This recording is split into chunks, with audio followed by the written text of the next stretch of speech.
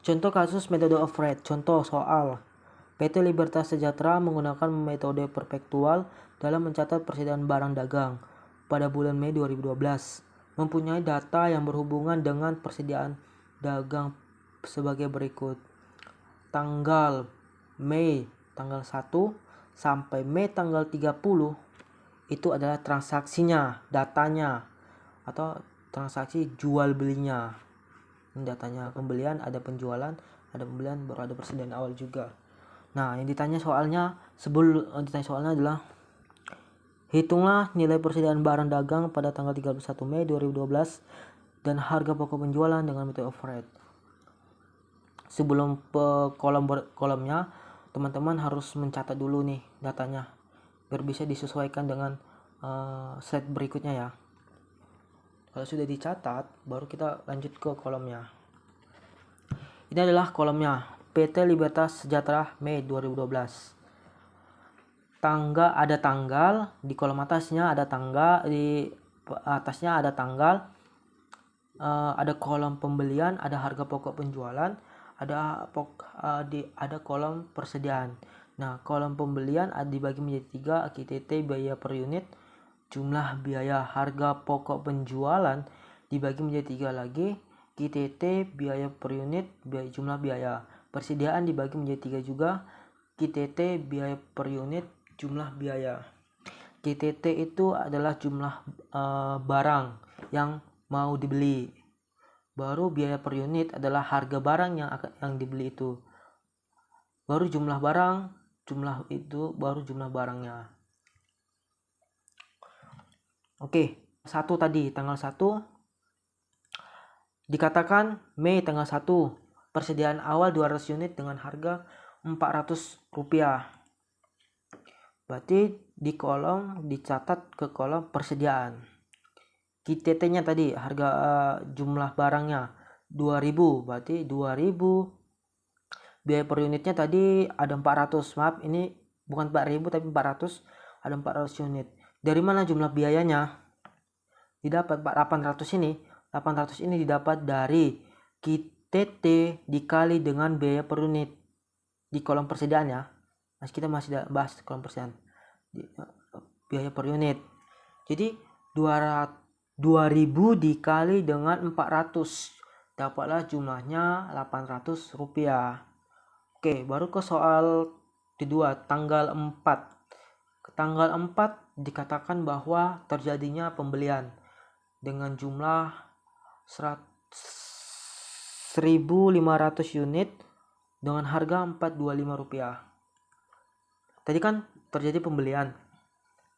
Udah kita letakkan aja ke harga QTT-nya tadi 1.500, biaya per unitnya 425, dapat jumlah totalnya dikalikan 1.500 dikali 425, hasilnya adalah Rp637.500. Lalu kita masukkan ke kolom persediaan.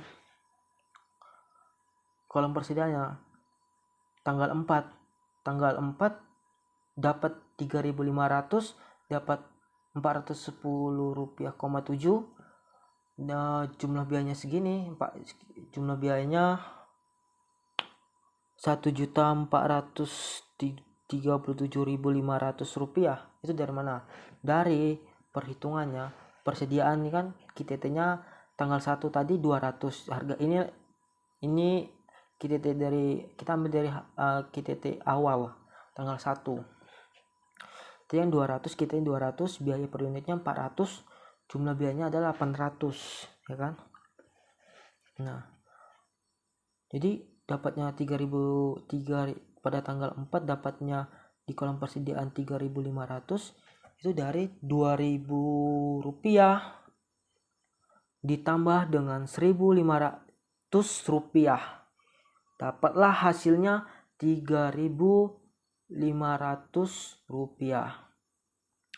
Lalu dapatnya jumlahnya Rp1.437.500 itu dari mana? Dari tanggal 4 pembelian, kolom pembelian di jumlah biayanya itu kan ada 637.000 rupiah ditambah dengan di kolom persediaan jumlah biaya di tanggal 4 harga awalnya itu 800 rupiah. Itu ditambahkan, dapatlah hasilnya 1.437.500 rupiah. Baru masuk ke tanggal 7. Soalnya diminta Mei tanggal 7 penjualan. Jadi sini harga pokok penjualan. Jadi penjualan. Nah, QTT-nya tadi jumlah barangnya yang diminta 2000. Baru biaya unit atau jumlah biayanya tidak ada. Nah, biaya unitnya itu kita ambil di tanggal 4 tadi. Di tanggal 4 di kolom persediaan 410,7 itu kita ambil, kita letakkan ke sini sebagai harga. Kita ngambil harga apa ya, harga awalnya ya, masukin ke sini, baru dikalikanlah 2500 dikali 410,7, dapat hasilnya 1.026.750 rupiah. Dapat hasilnya di jumlah biayanya 12 sekian. Nah, lalu kita masukkan lagi ke persediaan karena kita mencari persediaan. Dari mana dapat 1.000 rupiah di QTT-nya di kolom persediaan? Itu dari 200 kita ambil dari harga awal. Harga awalnya di tanggal 4, kita ngambil ke tanggal 4, 3.500 dikurang 2.500 rupiah, dapatlah 1.000 rupiah. Biaya unitnya tetap karena tanggal 7 itu penjualan. Kalau penjualannya kan, kalau dijual harga jualnya itu berbeda. Harga biaya per unitnya itu dicari. Biayanya tetap 410,7. Lalu dari mana 700 rupiah? Itu dari mana dapatnya? Dari pengurangan harga awal di tanggal 4 di kolom persediaan jumlah biaya, di kolom biaya jumlah biaya itu kan ada 1.437.500 dikurang di tanggal 7, di dalam soal tanggal 7 harga pokok penjualan di jumlah biaya 1.026.700 rupiah. Itu dikurangkan, dapatlah totalnya 410.700 rupiah. Inilah dapatnya. Soal selanjutnya, Mei tanggal 13 terjadi transaksi pembelian 200 unit dengan harga 435.000 rupiah. Kolom pencatatan tanggal 13 tadi pembelian, jadi ada pembelian dengan jumlah 200 unit. Harganya tadi 435. Nah, kita kalikan 2000 dikali 435, hasilnya ada 870.000. Masukkan ke kolom persediaan. Sama kolom persediaan itu tadi pencatatannya sama di tanggal 4. Kita ambil dulu harga awalnya di tanggal 7 persediaan, kolom persediaan. Di harga 1.000 dikurang dengan harga soalnya tadi 2.000, dapatlah ditambah ya, itu ditambah, dapatlah harganya 3.000.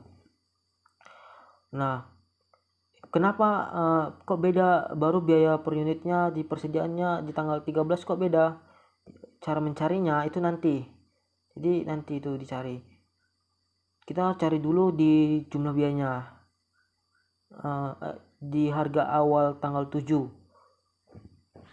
Persediaan di jumlah biayanya ada di tanggal 7, di jumlah biayanya di kolom persediaan ada 410.700 rupiah ditambah dengan 870.000 rupiah, dapatlah hasilnya 1.280.700 rupiah. Mendapat untuk mencari 426,9 itu dari 1.280.700 rupiah dibagi dengan 300, dapatlah biaya per unitnya 42,9 unit.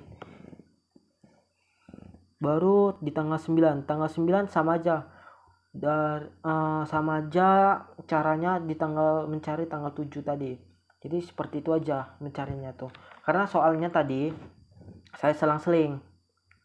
Persediaan awal tadi nomor tanggal 1, baru ada pembelian, ada penjualan, baru ada pembelian lagi, ada penjualan, baru ada pembelian lagi, ada penjualan. Jadi selang-seling.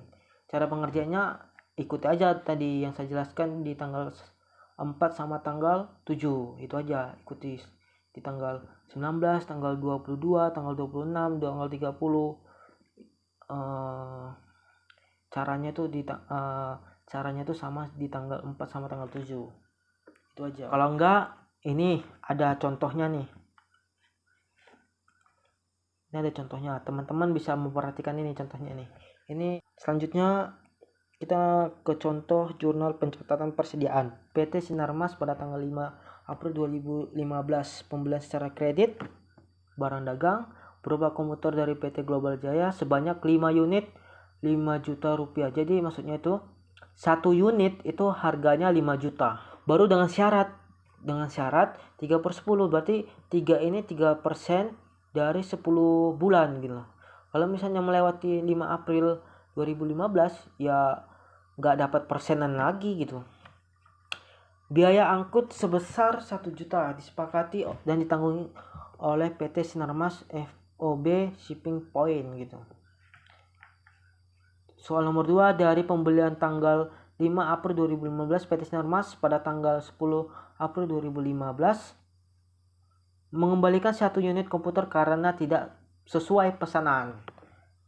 Baru yang ketiga, soal ketiga, tanggal 15 April PT Sinarmas membayar utang dagang untuk transaksi tanggal 5 April. Kita langsung ke apanya ya, ke kolomnya. Ke kolom ini tadi sudah kita tinggal masukkan ke kolom ini aja. Maksudnya itu tinggal masukkan angkanya aja dari kita soalnya. Jadi soal pertama pembayaran secara kredit, ya kan. Udah kita tulis pencatatan sistem perpetualnya. Persediaan barang dagang 25 juta. 25 juta dari mana? 25 juta 1 unit tadi harga komputernya 5 juta. 5 juta. Berarti kali 4 kali 5 kali 10 5 kali 5 juta. Berarti 25 juta. Berarti persediaan barang dagangnya 25 juta dimasukkan ke debit, utang dagang 25 juta dimasukkan kredit. Kalau sistem periodik, pembelian 25 juta dimasukkan kredit pada utang dagang 25 unit dimasukkan ke dalam kredit. Pembayaran biaya angkut apabila syarat pengiriman FOB Shipping Point. Jadi kan ada biaya angkutnya kan ditanggung oleh diri sendiri ya kan, PT-nya sendiri. Jadi persediaan barang dagang 1 juta dimasukkan dalam debit, pada kas 1 juta dimasukkan dalam kredit. Biaya angkut pembelian 1 juta dimasukkan dalam kredit, pada kas 1 juta dimasukkan dalam kredit. Pengembalian barang karena rusak atau cacat atau retur pembelian. Jadi kan ada soal nomor 2, pembalikan 1 unit komputer karena tidak sesuai dengan pesanan. Ya udah kita masukkan aja. Utang dagang 5 juta dimasukkan dalam kredit, pada persediaan barang dagang dimasukkan 5 juta dimasukkan dalam kredit. 5 juta ini jadi kita kan pembelian 1 komputer, jadi 1 komputer tadi harganya 5 juta, berarti 5 juta. Karena barang yang dikembalikan 1 ya harganya 5 juta gitu. Sedangkan sistem pencatatan periodik, utang dagang 5 juta dimasukkan dalam debit, retur pembelian 5 juta dimasukkan dalam kredit. Baru pembayaran utang atas pembelian barang dagang dalam periode potongan. Soal nomor 3 tadi ya. Utang dagang berarti 20 juta. Sebenarnya tadi 20 juta ini dari mana? Karena tadi kan ada barang 1 yang tidak sesuai, jadi dikurang dong. Berarti seharusnya perusahaan Sinar itu membeli 5 unit, karena rusak 1 jadi 4. udah 4 dikalikan dengan harganya, itu 5 juta, dapatlah 20 juta. Dimasukkan ke dalam debit, 20 juta dimasukkan dalam kredit. Pada persediaan barang dagang 500k. 500k itu diskon dari 1 juta. Persediaan barang dagang diskon dari 20 juta. Tadi kan ada syarat 3/10 N/30. Nah, 30%. Jadi 3% dari kali 20% itu hasilnya ada 600k. 600.000. Jadi dimasukkan ke kolom kredit. Baru pada kas 19.600.000 itu dari mana? Dari pengurangan 200 dikurang dengan 600 dari potongan tersebut. Jadi 19.400.000 dimasukkan ke dalam kredit. Sistem prodiknya utang dagang 20 juta dimasukkan dalam kredit, potongan pembelian 600.000 dimasukkan dalam kredit, kas dimasukkan kas 19.400.000 dimasukkan dalam kredit. Sekian dari presentasi kami. Terima kasih. Jika ada kata atau ucapan yang kurang mengenal, mohon dimaafkan. Sekian dan terima kasih presentasi kami hari ini. Salam bahagia buat kita semua.